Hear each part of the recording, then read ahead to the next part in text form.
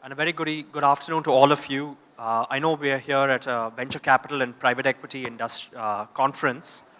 But today, one of the most exciting alternative spaces is the listed space or the Cat3 industry, which in just about over 10 years has grown to be 1.28 lakh crores. It's about 13% of the domestic AIF industry. And this space today has almost 250 different managers running a diverse set of strategies. So without further ado, I'm going to turn it over to Sunil for the first question. Sunil, in your opinion, this kind of explosive growth from 0 to 1.28 lakh crores in a matter of 10 years, what are some of the key drivers for that? Thank you, Nalin, and thank you for having me on this panel. So I think, see, when you look at investments in India, I would say that the mutual fund industry actually started off somewhere in the mid-90s, which is when the private mutual funds came about.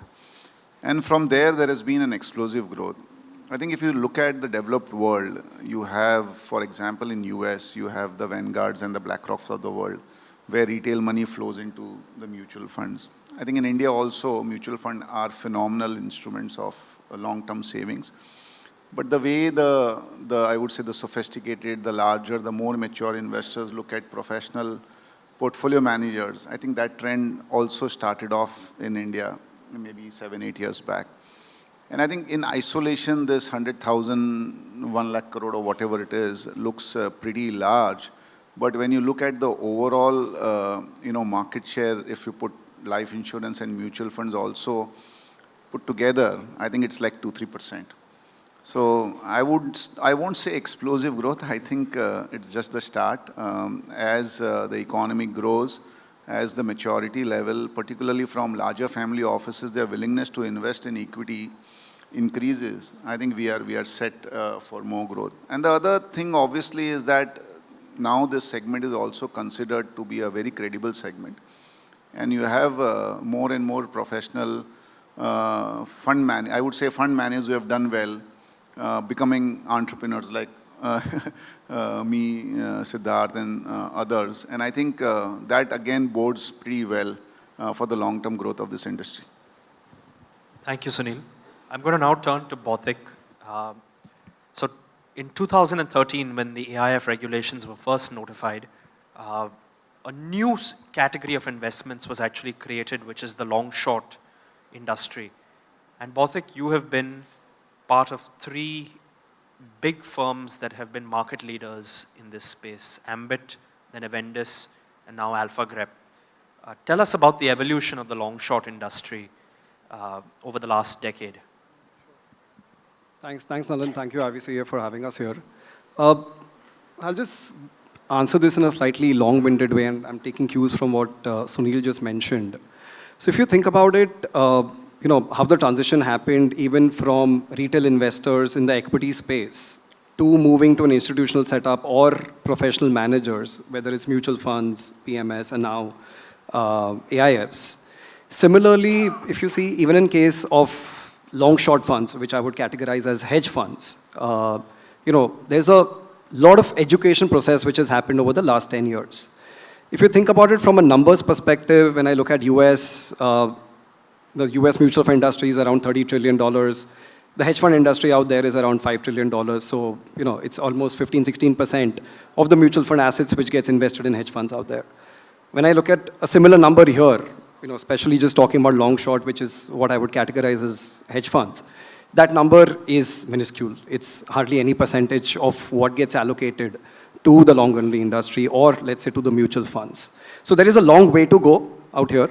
I think that transition where a lot of retail investors are personally trying to run some of these strategies, and I think SEBI did a phenomenal exercise where they analyzed what some of these retail investors kind of do in the markets and generate, whether they make money or lose money. And I think the number is broadly that 90% of the retail investors that try to invest in the derivative markets actually tend to lose money or not make money.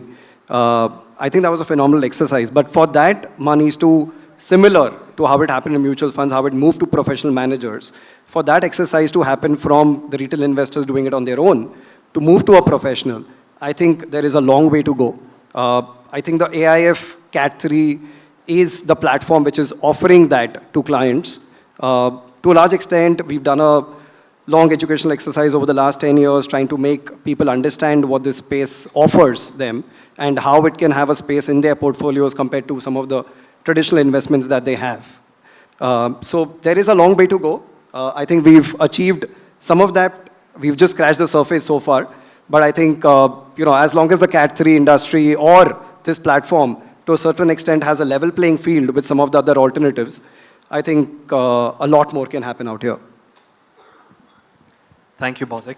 Now, we spoke about past growth. I just want to do a little bit of crystal ball gazing and come to you, Vishal, as to what are some of the key regulatory asks that you feel can help the Cat3 industry really scale the next AUM height. Thanks, Nalin, and thanks, IBCA, for having us here. This is, it's been a decade since the AIF industry has taken off. And one of the key feathers in the cap, I feel, is that it is founded on the principle that these are sophisticated investors, they understand what they're signing up for, and the intent of the regulation is to remain light touch.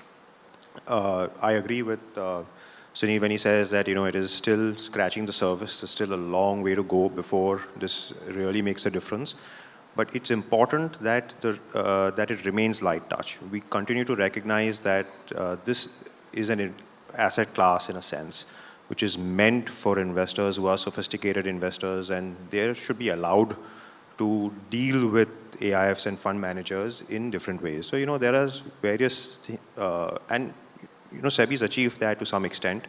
There are, of course, some bad actors and some distortions that need to be corrected, and I guess they will happen over time. That's the other good thing about the way the regulation has evolved. There has been conversation, and there has been some corrective action. Looking forward, there is experience that has been gained. There is more that can be done. A lot of it can be done on the tax front to make it easier, clearer. It need not be so complicated. Giving pass-through status is not a benefit. It is just making life easier for most people.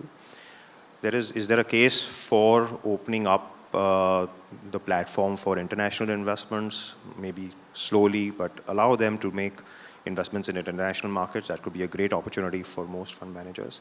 And also recognize that these are sophisticated investors, and so allow them to even innovate on the fundraising side, on the type of layered or senior junior kind of relationships that a fund manager wants to create. If you just allow a lot more flexibility in the platform, I think the kind of growth that one might see may be quite explosive.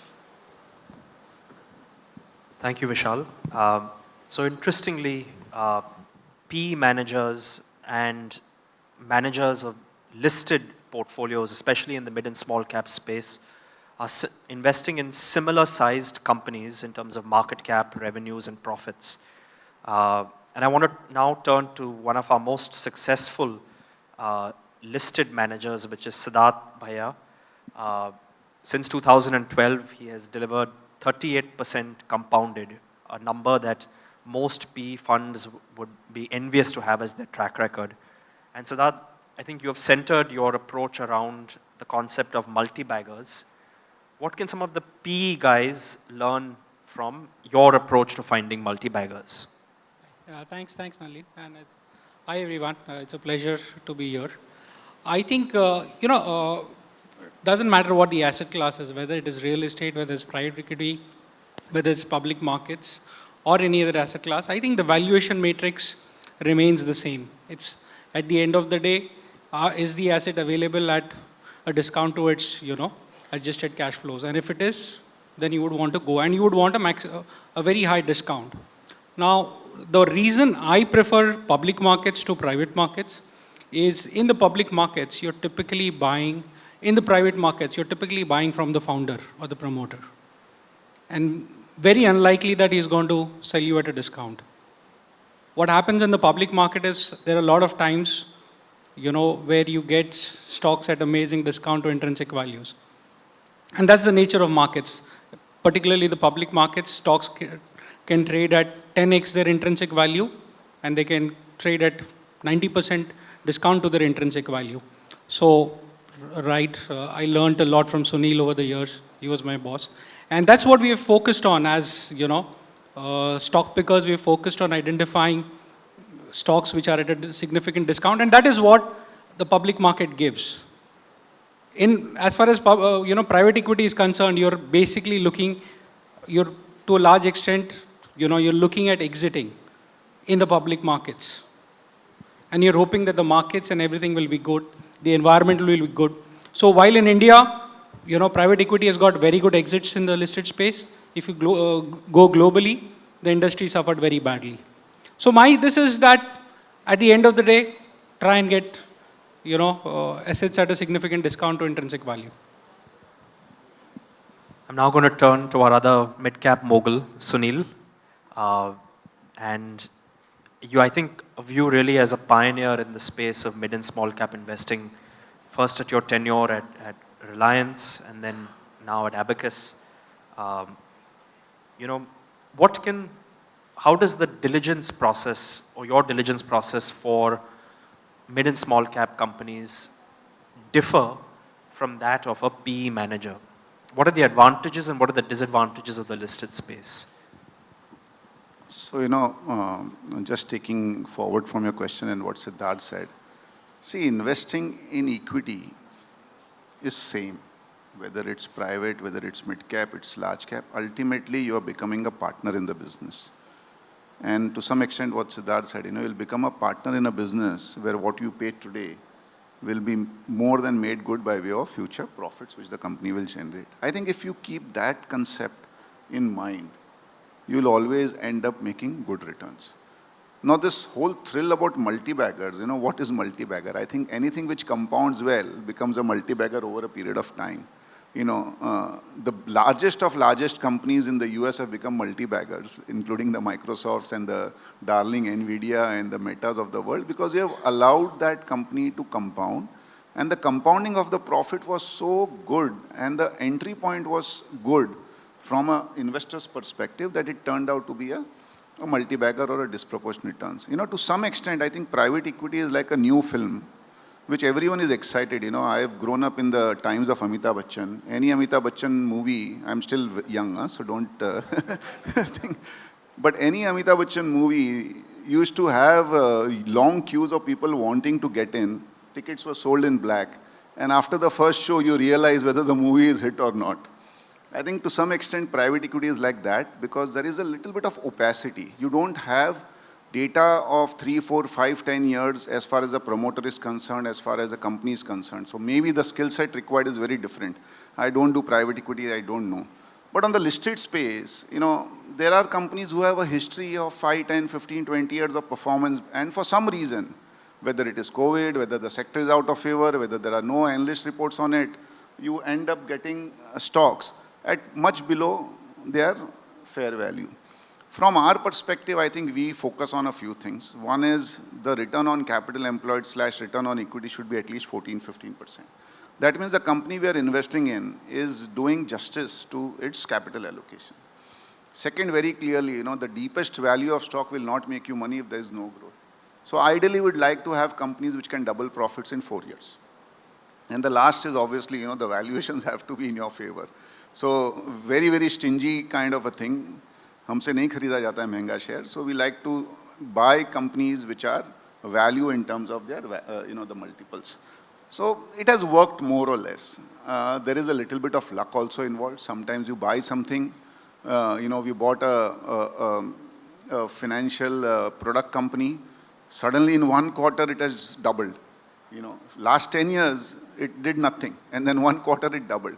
So sometimes things happen also. Maybe they are in your favor or not in your favor. But I think if you keep the basics in right, ultimately buy good businesses at good prices and then let them grow. I'm going to ask Siddharth where the next Amitabh Bachchan movie is at the moment. There are a lot of questions about mid and small cap valuations today, but where are there pockets of value? I'm not going to ask you for stock names, but where are there broad pockets of value in your opinion today? I think Nalin, to be honest with you, and I've been in the markets for 23 years. This is the first quarter, where I've not looked at a single result outside my own portfolio companies. Right? And every single day we hear stories about, and when you look at the numbers where promoters are offloading their stakes, and we look at the valuations, or whether it's the private equity, offloading stakes through IPOs or this. Promoters today are making more money by doing a QIP overnight than they have through 10, 15 years of, of running their operations. So I've never seen valuations like what we see today. And coming from, the value investing this, I just find it extremely difficult to pick names or pick this. So, and obviously, yes, there might be, you want to work on the probabilities. March 2020, somebody asked me that, you're good enough to pick a needle out of a haystack. And I said, March 2020, it was only needles, very few hays. You just had to throw darts and pick stocks. If you did not buy those 7, 8 popular and large cap names, you could have made multi-baggers even from Nifty stocks, whether it is NTPC, Coal India, Hindalco. Today, obviously, there might be some companies which might do well going forward. But the probability of you finding multi-baggers in this market is very, very low. So when that happens, I would rather stay on the sidelines and wait for the markets to correct. If it doesn't correct, somebody asked me, you're sitting on 25% cash, and what if the market goes up? I said, I'm happy because I'm 75% invested. Wow, that is some insight, Siddharth, thank you. I'm going to turn to Bautik. What are some of the new asset classes and strategies that investors are excited about in the Cat3 space?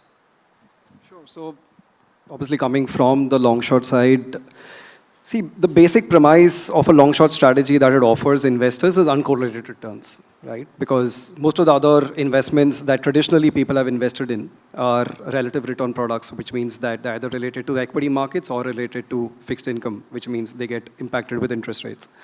The advantage with long-short is that you can give them returns which are more uncorrelated, which don't get impacted with market moves, either going up or down to a large extent. That's the biggest advantage.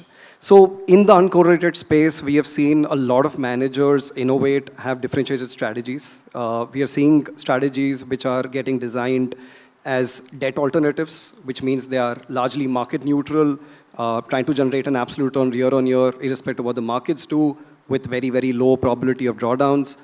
We are seeing products which are somewhere in middle, maybe running anywhere between like a 0.25 to maybe a 0.5 beta. Again, trying to generate better returns than what you can traditionally see with, let's say, balance funds. And then you are seeing funds which are maybe running at around a beta of around 1, but because they are able to also overlay their long-only portfolios with a long-short strategy, the biggest advantage that they are bringing to the table is that your risk-adjusted returns improve drastically. So let's say versus a Sharpe of maybe 0.6, 0.7 on Nifty, their Sharpe is improving to, let's say, 1.2 or 1.3. So on a risk-adjusted basis, because the returns are improving, that is where a lot of investors are seeing value with some of these strategies in their portfolios. And that is what I'm seeing, at least over the last year or so. A lot more players with some of these capabilities are bringing strategies to the table, and they're bringing it to clients as well. Thank you, Bautik. We have covered asset classes, we have covered valuations, diligence, and I'm just going to wrap up with my last question for you, Vishal, which is on governance, which is the underlying pillar behind any asset manager. What can Cat3 managers in particular do to improve governance and win the confidence of more and more investors? Thanks. So, it's an interesting and thin line that needs to be drawn at this point. You have asset managers in Cat3 being regularly equated with mutual fund asset managers. And yes, while the asset classes that they invest in are the same, it's all listed equity and listed space, but the approach needs to be different. The mutual fund is meant for retail investors, large scale, small ticket investments. The regulatory oversight over such funds ought to be different because you're protecting investors at both sides. You're protecting market distortions as well as investors who could be generally smaller investors in the mutual funds. For a category 3 AIF, the governance is very important, but you should also recognize that these are meant to be sophisticated institutional investors who want slightly differentiated products from what a mutual fund can offer. And hence, everything needs to get a little better curated. A lot of it depends on what has been discussed and offered between the fund manager and each of their investors, and hence disclosures, being clear about communications, being clear about costs. All those are par for the course, but the oversight has to be tailored. It is meant. There is no one size fits all. The regulators also recognize it that the conversation that one asset manager has with his group of investors in the AIF are meant in a certain situation. It is an asset class for the investors themselves, and what they're really looking for is an asset manager who, like many people on the panel today have said, be clear in the way you're selecting stocks, make the relevant disclosures, approach it like investing your own money, and I guess governance pretty much is a consequence of how you pick strategies, how you look at making investments, and just be transparent with your investor base. Thank you, guys. Thank you for a wonderful and engaging discussion.